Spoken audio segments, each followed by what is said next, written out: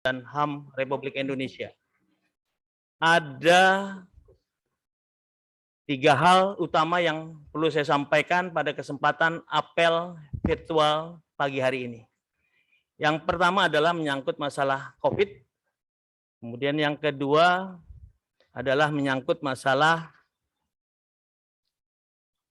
bagaimana kita mengakhiri tahun anggaran 2021, kemudian kesiapan kita mengawali tahun anggaran 2022, dan selanjutnya sebagai tambahan bagaimana kita memanage media sehingga kita dapat membangun kepercayaan dan pada akhirnya memperoleh legitimasi. Baiklah, sebelum kegiatan ini, saya akan memimpin doa secara keseluruhan. Perhatikan seluruhnya, siap gerak. Doa akan saya pimpin secara Islam, mohon yang lain berkenan menyesuaikan. Dengan nama Allah yang Maha Pengasih, lagi Maha Penyayang. Ya Allah, ya Tuhan kami, terima kasih atas rahmat dan ridho-Mu. Pagi ini kami siap melaksanakan tugas berbakti kepada bangsa dan negara melalui Kementerian Hukum dan HAM Republik Indonesia. Sinarilah hati kami dengan nur petunjuk-Mu, semoga amanah tugas dapat kami laksanakan dengan baik dan dapat bermanfaat bagi masyarakat, bangsa, dan negara kesatuan Republik Indonesia. Ya Allah Tuhan yang Maha Kuasa, jiwailah tekad pengabdian kami dengan keikhlasan, tuntunlah kami ke jalan yang Engkau ridhoi, sehingga dapat mewujudkan Kementerian Hukum yang profesional, akuntabel, sinergi, transparan, dan inovatif. Ya Allah, ya Tuhan yang Maha Pengasih, lagi Maha Penyayang. Apabila di dalam dinamika pelaksanaan tugas terdapat kekhilafan dan kesalahan kami, mohon ampuni kami, serta terimalah pengabdian, doa, dan bakti kami. Amin, amin, ya Robbal Alamin. Selesai. Serat di tempat, gerak. Baiklah, mengawali, saya akan menyampaikan yang pertama, rekan-rekan PIMTI, unit utama berserta seluruh jajaran sampai lapisan terdepan. Kami berharap pedomani berbagai arahan Bapak Presiden yang ditindaklanjuti dengan kebijakan Bapak Menteri Hukum dan HAM Republik Indonesia. Itu yang pertama. Ya. Apakah melalui berita WA, surat edaran, dan berbagai instruksi beliau. Tolong pedomani, pahami, sehingga kita dapat mengimplementasikan dengan baik. Ini COVID dulu. Ya. Slide-nya mana? Ya. Kemudian yang kedua, kita harus paham, harus monitor dan tahu ya berbagai regulasi terkait ya, itu agar dipahami, dipedomani, dan diimplementasikan. Sebut saja Inmendagri ya, yang mengatur PPKM baik pada wilayah Bali maupun di luar wilayah Bali. Ya, karena pada saat pelaksanaannya ada perbedaan periode waktu yang nanti pada tanggal 24 Desember sampai dengan 2 Januari akan seragam. Kemudian surat edaran dari Menpan RB menyangkut pembatasan bepergian keluar daerah atau cuti bagi ASN selama Nataru. Artinya dalam periode yang sudah ditentukan ya tidak diperkenankan. Tolong para pimpinan, para KUPT segera memahami sehingga apabila ada pegawai kita yang izin ya dapat menyampaikan, mengkomunikasikan dengan baik, kecuali apabila terdapat keperluan yang perlu dan mendesak atau kita menyebutnya dengan keperluan yang esensial ya, sebut saja ada kemalangan, sebut saja ada yang melahirkan dan atau yang melaksanakan tugas. Kemudian surat edaran Kasatgas ya, prokes perjalanan internasional pada masa pandemi COVID, termasuk juga surat edaran atas nama Bapak Menteri yang ditandatangani oleh saya selaku Sekjen, ya, tentang perpanjangan ke-16 PPKM. Kemudian yang ketiga adalah menyangkut serapan anggaran COVID-19.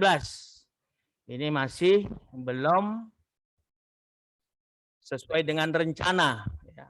Artinya penyerapan sampai dengan injury time saat ini, ya, masih menyampai angka yang perlu ditingkatkan. Kemudian yang berikutnya, COVID belum berakhir. Artinya apa? Ya, implementasikan dengan adaptasi kebiasaan baru. Di sini berbagai penggelaran operasional termasuk juga pembinaan agar benar-benar kita memperhatikan adaptasi kebiasaan baru. Ya, sebut saja untuk masuk ke sentra kantor kita ataupun pelayanan publik. Dipasang aplikasi Peduli Lindungi, ya, termasuk juga pengendalian kasus COVID lainnya. Yang terakhir adalah handicap kita, tantangan kita adalah pada saat pelaksanaan libur Nataru ini. Ya, libur Nataru ini, ya, semoga kita berhasil ataupun mampu melewati. Kita dapat mengantisipasi serangan ketiga, ya. Di luar sudah ada serangan keempat, ya, termasuk juga adanya 11 varian baru, 11 negara yang menolak, ya, kedatangan, ya, termasuk warga negara asing, termasuk di kita warga negara Indonesia yang sempat memasuki 11 negara yang berada di Afrika Selatan, kemudian plus Hong Kong. Kemudian sebagai informasi, ya, kita bisa melihat data COVID di kementerian kita, kasus COVID masih ada tersisa 3, ya, yang terpapar kasus positif. Ya, 2 pegawai pada Kanwil, termasuk juga 1 PPNPM, jadi ada 3. Ini tolong sekali lagi berbicara pandemi menuju endemi, pengendalian kasus kita harus zero. Saya sampaikan terima kasih kepada seluruh jajaran atas partisipasi di dalam mengendalikan kasus positif ini. Kemudian kita doakan teman-teman kita yang wafat 11 pada unit utama dan Kamdil 52, semoga para syuhada kita diberikan tempat di sisi Allah Subhanahu wa taala. Dengan satu catatan penting, semoga, ya, kita tetap dalam kondisi sehat dan harus bersemangat. Satu hal yang perlu diingatkan adalah di tengah kondisi saat ini yang demikian rupa dengan berbagai informasi, ya, yang harus kita bangun adalah optimisme pada seluruh jajaran, ya, ditandai dengan kehadiran para pimpinan membangun, memberikan optimisme, memberikan contoh bagaimana hidup sehat, bagaimana bersemangat, sehingga kesatuan ini tidak autopilot. Lanjut, ya, ini sebagai informasi saja skenario prokes pelaku perjalanan internasional ataupun PPI berdasarkan status kewarganegaraan dan negara kedatangan.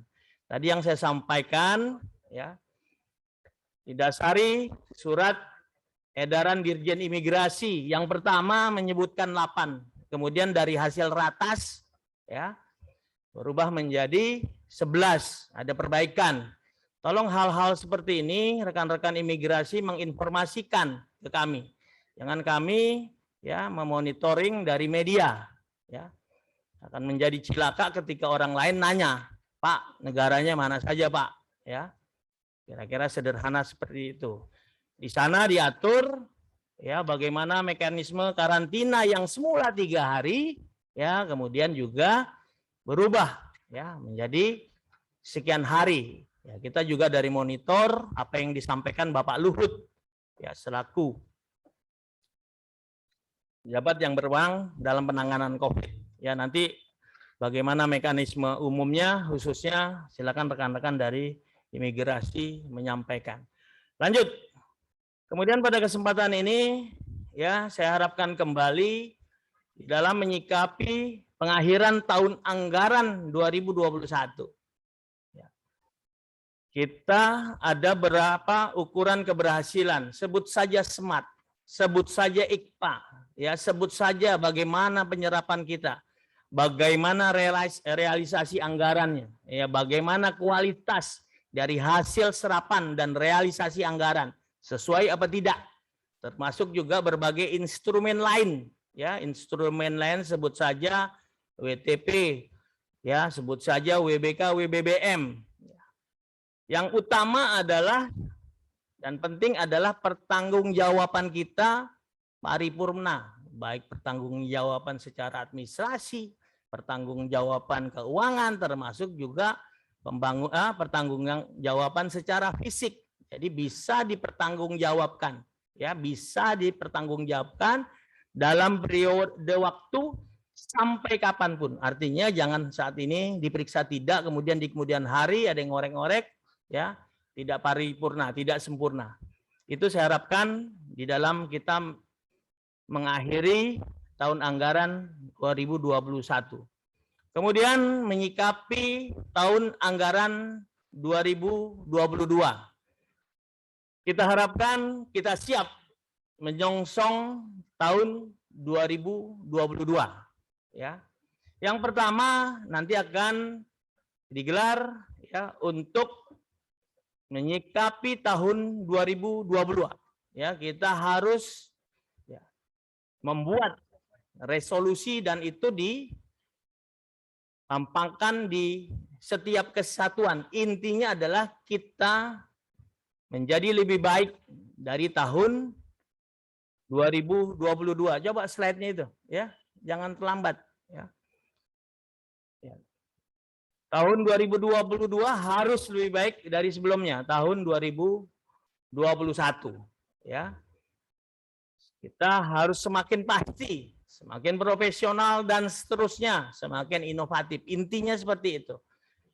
Kenapa harus dipampangkan? Kenapa harus ditayangkan? Ada proses internalisasi yang masuk di dalam kerangka berpikir kita, di dalam frame of reference kita, sehingga ya kita memiliki komitmen ya bahwa kita di tahun 2022 harus lebih baik lagi dari tahun 2021.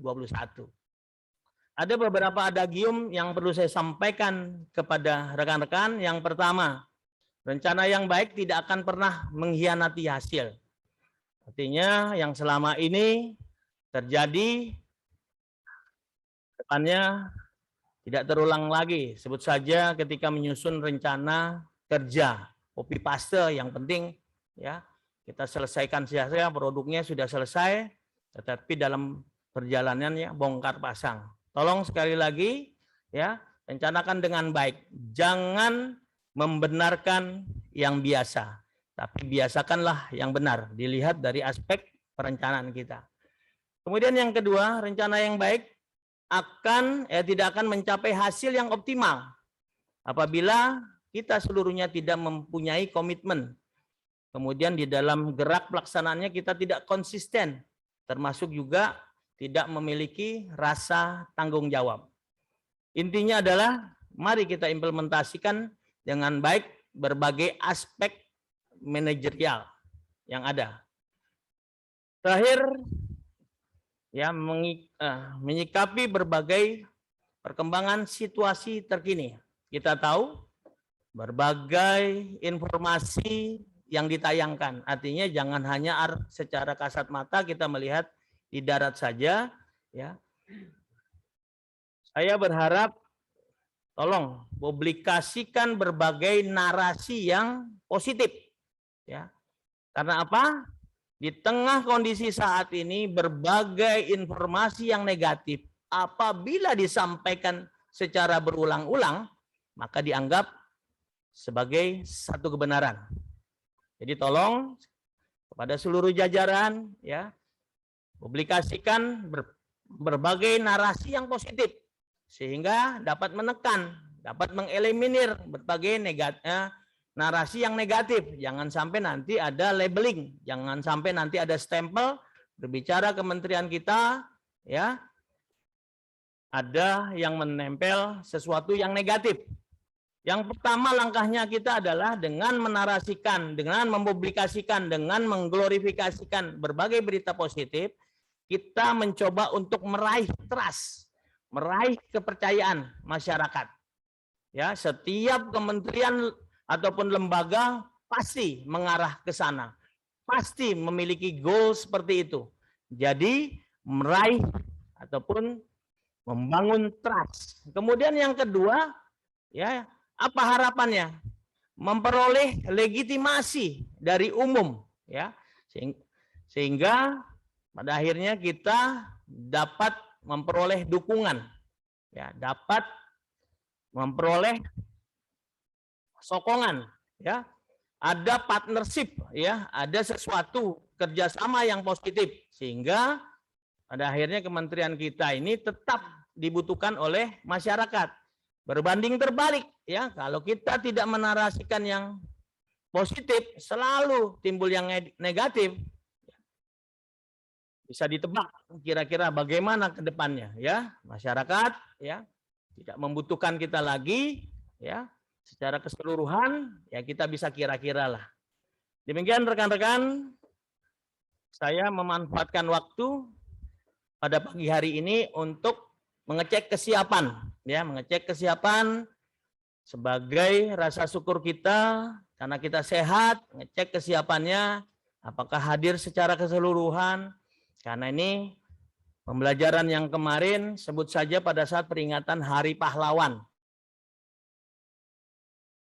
tidak hadir, ya, dengan alasan rapat di kementerian, ya. Padahal kita tahu, ya, republik ini seluruhnya melaksanakan upacara. Bagaimana kita akan melaksanakan tugas pengabdian pamrih, ya, berkorban jiwa dan raga kalau upacara saja tidak mau, hal yang sederhana. Saya harapkan kepada keseluruhan kita semua adalah pimpinan, minimal pimpinan bagi diri sendiri. Berikan contoh yang baik bagi jajarannya sehingga masing-masing satuan kerja ini tidak autopilot, tidak berjalan sendiri. Ada arahan yang jelas di dalam mencapai goals ataupun tujuan organisasi yang telah digariskan sebagaimana kebijakan Bapak Menteri Hukum dan HAM Republik Indonesia. Selamat bertugas, semoga Allah Subhanahu wa taala, Tuhan yang Maha Kuasa, senantiasa melindungi kita semua di dalam melanjutkan pengabdian di Kementerian Hukum dan HAM Republik Indonesia yang kita cintai bersama ini. Sekian, terima kasih. Saya tutup. Wabillahi taufiq wal hidayah. Assalamualaikum warahmatullahi wabarakatuh. Om Santi Santi Santi Om. Namo Buddhaya, salam kebajikan. Perhatikan seluruhnya. Siap, gerak. Salam pembaharuan. Salam pembaharuan. Salam pembaharuan. Baiklah, Bapak Ibu, rekan-rekan yang kami muliakan, setelah ini kita akan mengikuti peringatan 50 tahun keberadaan Korpri. 50 tahun yang lalu, tepatnya 29 November tahun 1971, Korpri didirikan. Sekarang genap 50 tahun. Kita akan mengikuti secara bersama-sama, karena ini adalah organisasi kita. Saya mohon dengan segala hormat, sebagai bentuk pertanggungjawaban kita, ikuti dengan baik apa yang menjadi arahan tugas, sehingga kita dapat mengimplementasikan dengan baik. Lebih dan kurang, mohon maaf lahir batin, ini keterbatasan saya selaku manusia biasa. Sekian, terima kasih. Serat di tempat, gerak. Menyanyikan Mars Kementerian Hukum dan Hak Asasi Manusia. Siap, gerak.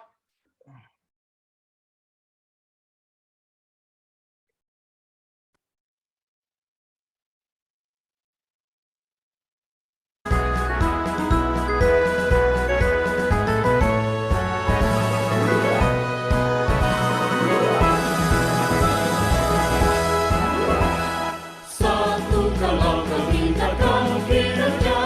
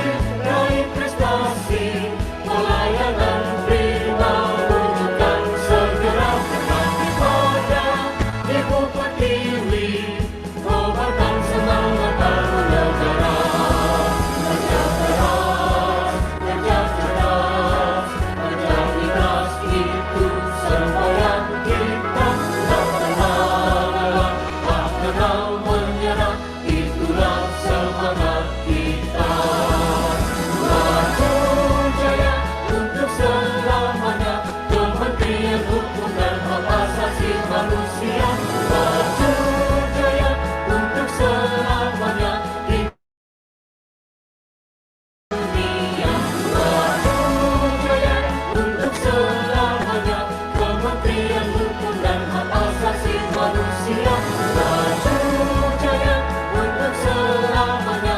Indonesia jadi bangsa kelas dunia.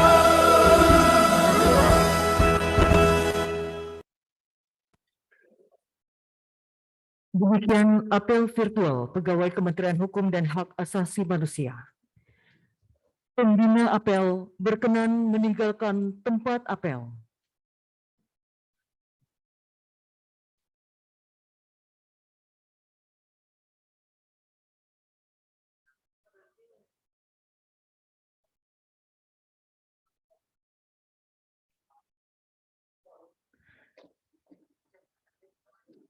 Apel pagi virtual telah selesai.